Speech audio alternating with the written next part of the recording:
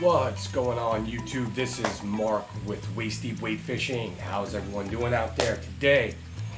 Well, today we're going to talk about a very interesting topic. We call it the 90-10 rule. And today we're going to speak about how to apply that 90-10 rule when you're out there wade fishing. What are the steps that you need to take to use that 90-10 rule to make it most effective for you to catch fish? Before we do that, I want to say thanks to everyone again for subscribing, liking, sharing, tuning in. Hats off to you guys. Thank you very much. Channel's growing bigger and bigger day by day. So without further ado, let's go ahead and go further and speak about the 90-10 rule. First thing is first. What is the 90-10 rule? The 90-10 rule stands for 90% of the spots that you're going to fish are going to hold no fish. And 10% of that area is where all the fish are going to be. So you may ask yourself, well, how do I identify that? What do I look for to figure out this 90-10 rule? Well, step number one, you want to plan your trip. You know, wherever you're going to be wade fishing, whether it be down in the Keys or up as far as Apalachicola, whatever area you're going to be fishing, go onto Google Maps, Bing Maps, Google Earth, and get a satellite pic of the area. Find out what access you have by foot, and after you find out that information, you want to start looking for the key factors for the 90-10 rule. So for instance, there's three major things you're looking for when applying the 90-10 rule. You're looking for structure. Okay, that's number one. You're looking for current. Do you have water movement? So of course you want to check those tides and find out how fast that water moves through that particular area. Is it going to be a slow moving tide? Is it going to be a fast moving tide? So you have structure, you have current. The next thing that you're going to need to find out is there going to be bait there? Is there bait there? Does it hold bait? Fish are not going to be in an area where they cannot eat. The life of a fish is to eat and not to be eaten.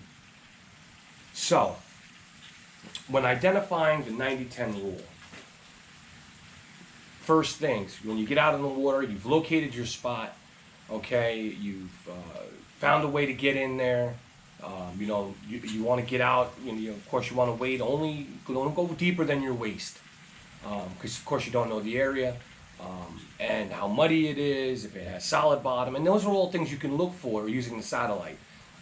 You can tell depth through the opaqueness of the satellite photo. You can see if there's grass flats, if there's potholes, if there's an oyster bar, if there's a sandbar, if there's a piece of structure, if there's downed trees, if there's pieces of an old boat on a flat that's scattered, anything that has some type of structure to it, fish are going to hold to. So those are the things you want to identify. So let's just throw it out there. For an instance, you see this big grass flat. It's 2 miles long.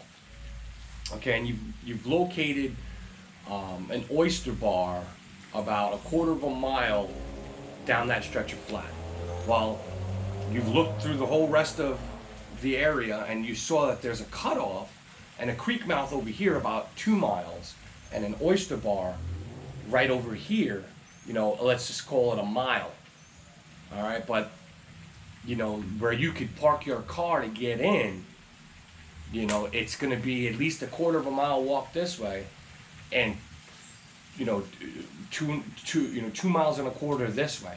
So what decision are you going to do? Which one is going to hold more fish?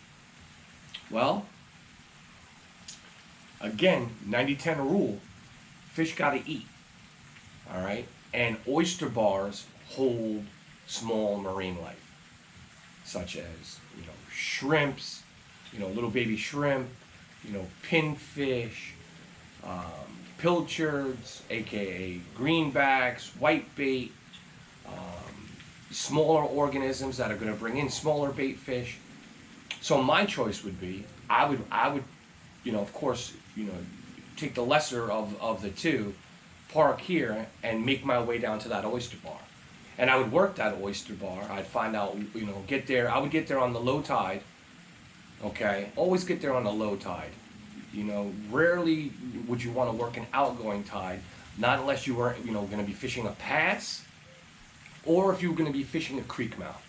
Now, if you went the other direction, I would say, and the tide was going to be going out when you got there in the morning, then I would say, you know what, forget about the oyster bar and go ahead and take that 2.25 mile trek to that creek mouth. And you want to get there as that water is dumping out of the creek, because all of the game fish will be sitting at the mouth of that. And that whole grass flat, every single game fish on that grass flat for the most part, is going to be sitting up on that creek mouth, waiting for all the crab and all the bait fish and everything to flush out of those mangroves, out of that creek, and onto that flat where you're fishing. So that's where the 90-10 rule applies. And that's just one instance. And every time you go out fishing on a grass flat, or if you're walking the beach, you should always use your satellite and apply the 90-10 rule. Now, if you're walking a beach, of course, some beaches you can walk, especially the one I go to, by Big Carlos Pass, the ledge. There's a spot on the beach where there is actual grass that I know of. And I saw it on the satellite, besides the ledge. And it holds fish. But right now, the majority of the redfish are not going to be in that pass. Tarpon are going to be in the pass. Snook are going to be in the trough line. And trout are going to be waiting on the other side of the ledge on the outgoing tide. Again, the 90-10 rule. You have that big pass and you see boats coming in and out fishing all over the place. And I never see them catching anything. I rarely see them pull a fish up. But yet, I'm standing in the water and I'll catch 15 or 20 trout in a 2 or 3 hour period of time, because I'm there at the right place at the right time when the fish are feeding, you're applying the 90-10 rule. That's why that 90-10 rule is so important to your everyday fishing, and applying it to kayaking, wade fishing, or fishing on a boat. So again, I want to say thank you for tuning in, and I hope that everyone out there understands that 90-10 rule and use it. You don't need maps, and you don't go to bait shops and say, okay, where's the fish at? Fish move. Fish aren't going to be in the same spot every time. You may use the 90-10 rule, okay, and go to that spot that you usually catch fish, and fish are not going to be holding in that spot. They may have moved to another area. But if you use the 90-10 rule in your everyday fishing, I guarantee you put more redfish, more snook, more trout, and more tarpon underneath your belly. Well, that's going to wrap it up, folks. My name is Mark. This is Wasty Wade Fishing Southwest Florida. Hats off to everyone subscribing, liking, and sharing. Spread the word. Let's grow like Big Bird. Take it easy. I'll see you on the next video. And once again, get out there and get yourself a yellowmouth